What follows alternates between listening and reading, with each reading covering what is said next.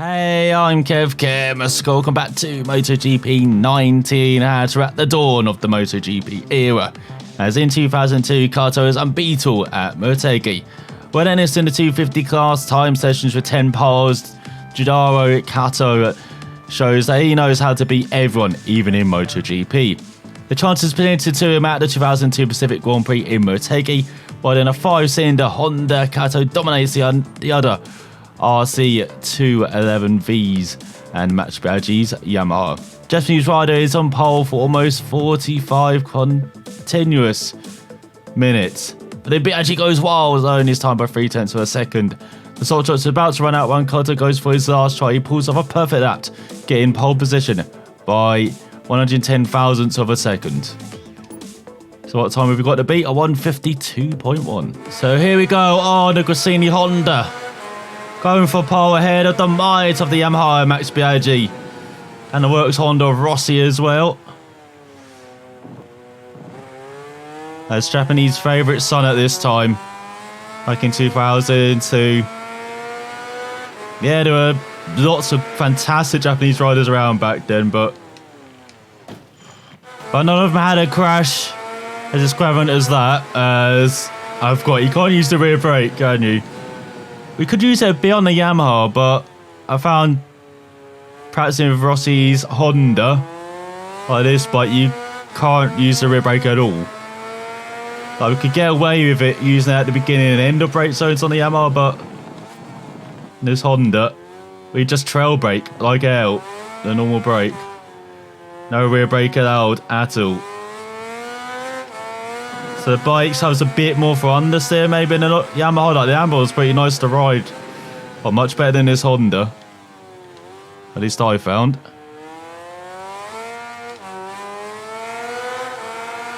Even though this Honda feels speedier. It was a bit more like a MotoGP bike. Like a modern one. Compared to the Yamaha, which feels a bit more like a 500cc bike. But has that kind of smooth acceleration and braking that MotoGP machine has. Compared to the 500cc machines, at least in this game. And as I was saying, Kato was a guy who's deemed to do amazing things at the top level. I'll just storm into that 250 title, being a Rook of the Year this year as well in 2002.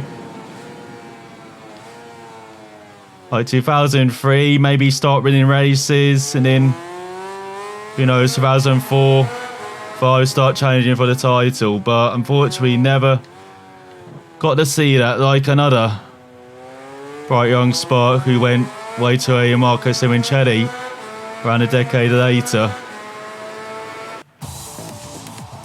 As he just get the silver, and no doubt for Kato, he probably would have been the successor to Rossi, who, remember, was on good terms with Honda, say in 2002-03, especially in 2003. That's why he went to Yamaha. 2004 with Jay Burgess as well as crew chief, and Honda had Nicky Hayden step up to be the main guy afterwards and eventually win that title, that crazy title in 2006. And then they had Danny Pedrosa and Casey Stoner, and now Marc Marquez. But it could easily have been this guy instead if what happened at the opening round 2003 season didn't happen at Suzuka, where very early in the race, I can't remember what lap it was, but went up the 130R, lost control of the bike.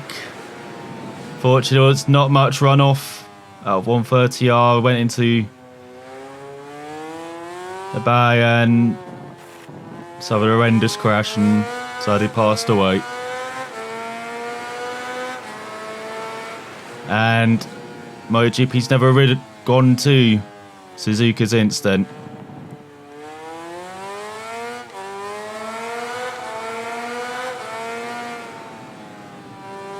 So yeah, it's just another unfortunate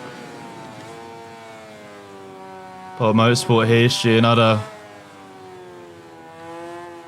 young ride who lost their life before achieving what they could have at the top level, but we still got that glimpse, 2001 and 2 especially, of what a talent this guy was.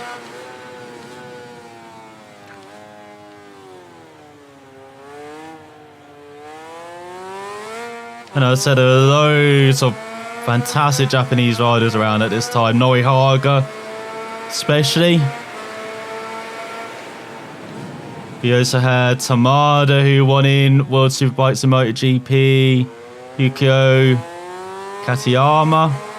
Not Katayama. No, it was Kagura, isn't it? I always get that wrong. He rode in British Superbikes. World Superbikes as well. Well, as I said, yeah, it's Kawa as well on the Honda.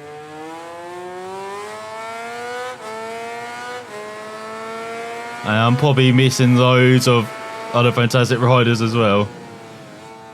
Really was very rich at this time for Japanese riders. And it's sad to see there's not as many around at the top level at the moment, but there are lots coming through. Thanks to Asia Talent Cup, we're seeing quite a few come into Moto3 in recent years. We've seen the likes of Tuba, Aogura, Suzuki, won at Moto3 level last year.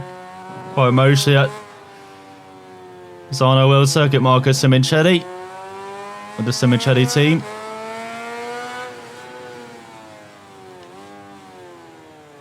One of the best moments of this year, that race. And yeah, lots of young riders coming through, thankfully. That's why you don't use the rear brake.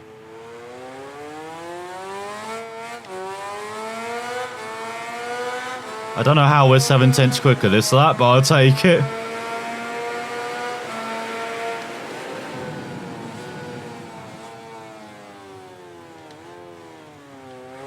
We definitely aren't now. Might purposely run ride it? No.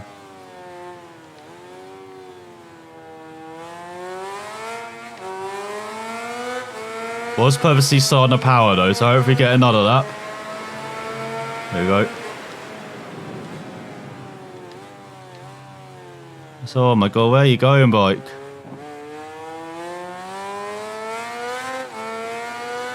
So yeah, hopefully you'll see another strong era for Japanese riders coming just around the corner. As it's been a while since that thousands, basically last decade. You said Kurinari, I forgot, multiple British Superbike champion. Very entertaining rider at his pomp. Fortunately, he's at the back end of his career in World Superbikes at the moment with Honda, and was not a fun last season for Honda and himself. Well, that Honda did not perform as expected.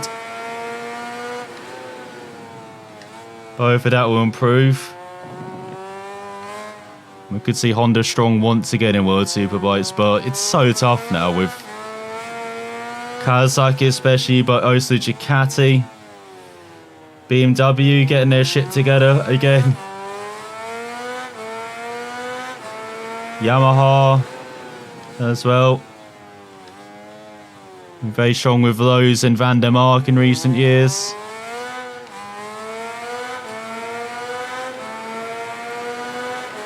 So yeah, lots of competition for Honda. It didn't help that Leon Camio as well was pretty injured.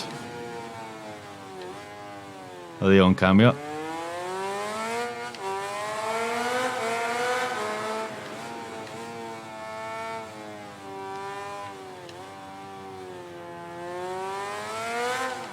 This should be close. Should be able to do it. Good run towards the line. Easy, almost a second. Another nice sticker. So the second of 16. So we've got a couple more now. It's all in the MotoGP era. So on from one Japanese rider to another, and the aforementioned Hikaru on the Honda in 2002. One very strong rider as well. So we'll see what we can do with him next time around Motegi again. So thanks for watching. We'll see you then.